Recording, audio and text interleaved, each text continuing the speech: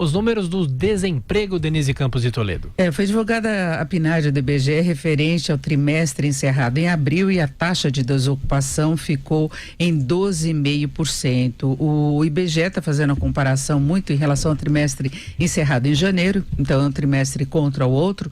Nesse caso, houve um aumento de 0,5 ponto percentual no desemprego. Só que se pegarmos os números do IBGE mesmo, referentes ao trimestre encerrado em março, trimestre imediatamente anterior, aí houve uma queda, porque a taxa antes estava em 12,7%.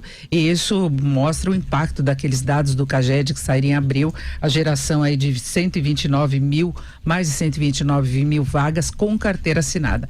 Agora, de qualquer modo, o retrato do desemprego no país continua muito ruim, né? Essa taxa de desemprego de 12,5%, a subutilização está em 24,9%, são 13,2 milhões de desempregados, nós temos 65 milhões de pessoas fora da força de trabalho, a subutilização que eu falei que está em 24,9% representa 28,4 milhões de pessoas. São pessoas que estão fazendo bico, que não estão na atividade que gostariam, que estão desocupadas e, mais do que isso, tem um desalento que ainda atinge 4,9 milhões de brasileiros. São pessoas que sequer procuram uma colocação por saberem das dificuldades do mercado de trabalho.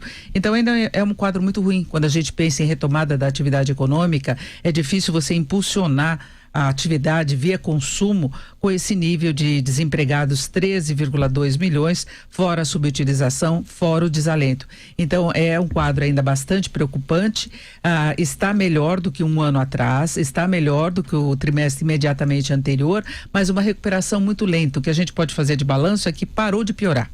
Houve alguma recuperação do emprego formal, embora a informalidade ainda continue muito forte. Os trabalhadores por conta própria somam 23,9 milhões de pessoas e sem carteira 11,2 milhões de brasileiros. Então esse é o retrato que nós temos pelo IBGE. Agora entra numa fase melhor, a sazonalidade, se a economia também caminhar melhor, a gente pode ter reduções mais substanciais nos próximos meses, mas de qualquer modo a expectativa é de uma recuperação muito lenta do mercado de trabalho.